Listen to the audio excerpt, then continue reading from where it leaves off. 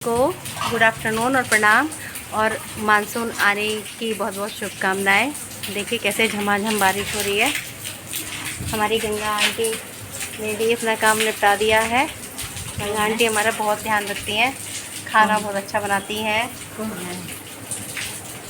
भारतवर्ष, पूरा भारतवर्ष देख रहा है आपको। तो आज मैं सुबह जब स्कूल गई तो मैं निकल गई थी मतलब, और पता चला उसके बाद मैसेज आया कि टिहरी डिस्ट्रिक्ट में भी आज छुट्टी हो गई। तो मैं यहीं फिर आ गई पापा जी के पास, नहीं तो वैसे भी दिन में अकेले रहते हैं। और यहाँ आके मैंने सोचा चलो आज थोड़ा सा किचन, क्योंकि इतने दिन से बंद पड़ी हुई थी, तो इसका थोड़ा सा सफाई कर देते हैं। तो ये पूरी किचन जो है मैंने साफ़ कर दी है, लेकिन आप देख सकते हैं कि यहाँ पर दीमक आ गई है। बंद रहा ना ये, तो अभी मैं लाई हूँ लक्ष्मण रेखा, और दीमक के ऊपर अगर लक्ष्मण रेखा लगा दें तो वो थोड़ा दीमक को कम कर देती है। तो आज थोड़ा दीमक का ट्रीटमेंट करके उसके फिर सारे डब्बे वब्बे साफ़ करके, ये सब डब्बे कर दिए गए हैं साफ़।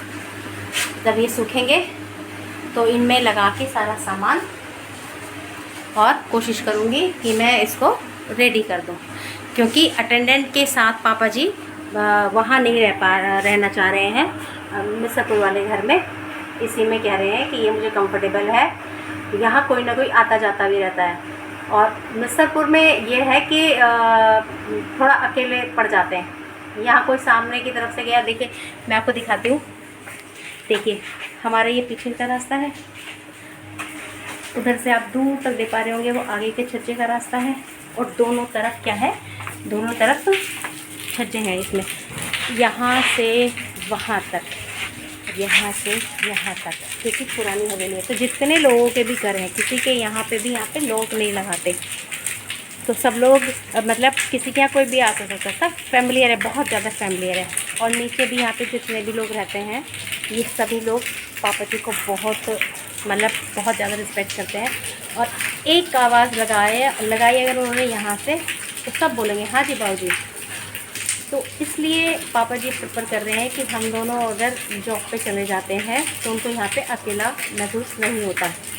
जब तक छुट्टियाँ थी तब तक मिर्ज़ापुर थे, और अब क्योंकि हम दोनों वर्किंग हैं, मैं, ये और पापा जी, शांत में तो रहता ही बाहर है, तो हम 3 ही लोग हैं।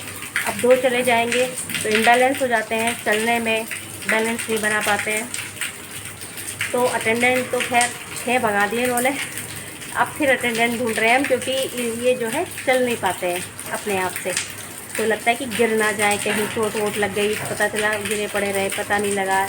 तो इन सब चीज़ों के प्रिकॉशन को लेते हुए ये मिक्सर यही कनखल वाले मकान में रह रहे हैं। कनखल वाला मकान ये हमारा करीब 100 साल पुराना है ना। और अभी आपको दिखाती हूँ जो पीछे वाली, ये तो आगे वाली हवेली जिसमें हम रहते हैं, जो तक रोड पे है, वही 100 साल पुरानी है। और उसकी जो पीछे वाली हवेली है वो उससे भी ज़्यादा पुरानी है। कहते हैं कि शिव जी की बारात इसी हवेली में ठहरी थी। जनवासा था ये, जनवासा मतलब जहाँ पर बारात ठहरती है, तो शिव जी की बारात यहीं पे ठहरी थी। तो शिव जी फिर यहाँ की जितने बहुएँ हैं, जहाँ मैं हूँ, तो हमारे नंदोई जी हैं, तो शिव जी हमसे प्रसन्न रहते हैं इसलिए, क्योंकि नंदोई हमेशा अपनी सर्जों से प्रसन्न रहते हैं ना, ऐसा कहा जाता है। तो मैं अभी आपको दिखाती हूँ पुरानी। देखिए ये पुरानी हवेली है, ये बड़का पेड़ भी बहुत ज़्यादा पुराना है, और ये आप दीवारों पे देख सकते हैं ना, ये भित्तिकारी हो रखी है। देखो इसके कलर सोचो 150 साल पुराने हैं, और अभी भी अगर कोई इसको मेंटेन रखे ना तो बिल्कुल मेंटेन रहेगी। और यहाँ ये नहीं है कि यहाँ पे मतलब वो लोग रह रहे हैं कि भाई जिनके पास कोई आसरा नहीं है या कुछ नहीं है, करोड़ोंपति अरबोंपति लोग रह रहे हैं यहाँ पे, लेकिन इन मकानों से इतना अटैचमेंट है सबको कि यहाँ से छोड़ के जाने को कोई भी रेडी नहीं होता। बच्चे चले जाते हैं, सबके बच्चे ज़्यादातर अब्रॉड में पढ़ रहे हैं, अब्रॉड में रह रहे हैं, लेकिन यहाँ से कोई नहीं जाना चाहता। इधर ये आंटी जी हैं, ये अकेले रहती हैं, इनके बच्चे भी बाहर रहते हैं। इधर पापा जी हो गए, इस वाले भी ये वाला भी खैर हमारे पास ही है, पर इसमें भी मतलब हमारे दीदी जी रहते हैं। उधर वाले में भी अम्मा जी और उनके और एक बाबू जी अकेले रहते थे, अब तो खैर दोनों की डेथ हो गई है। उधर वाले में रहते हैं, इधर उस कोने वाले में भी ऐसे ही रहते हैं। उन सबसे कोने वालों ने तो बल्कि ना अपना मकान सेल ऑफ कर दिया था ये वाला, लेकिन दूसरी जगह चले गए थे, वहाँ बिल्कुल भी नहीं रह पाए। 1-2 साल बाद फिर उन्होंने उसको कम दाम में बेचा किसी को, और इसको ज़्यादा दाम में ख़रीदा जो अपना खुद का मकान था, और फिर यहाँ आए। यहाँ से अलग रह ही नहीं पाए।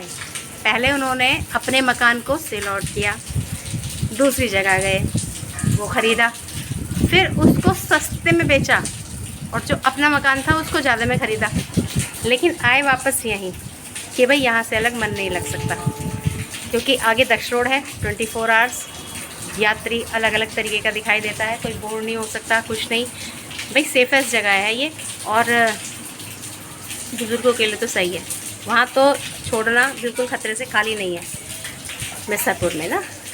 तो देखते हैं, पापा जी का थोड़ा सा इम्प्रूवमेंट तो है यहाँ पे, देखे फ़र्क पड़ता है ना, कोई आके बैठे बात करे तो उसका बहुत फ़र्क पड़ता है। वैसे मैं नहाने धोने के बाद ना कभी भी ये इस तरह के काम करती नहीं, लेकिन चलो भाई मजबूरी है, और लगता है कि चलो समय का भी फ़ायदा उठा लिया जाए, थोड़ा सा कर दें इस काम को, वरना तो स्पेशल छुट्टी लो, या फिर स्कूल से तो थके हुए आते हैं और काम हो जाए वही बहुत है। तो इसलिए चलो कर लेते हैं, कोई बात नहीं, दोबारा नहा लेंगे और क्या हो सकता है ना, ऐसा करेंगे।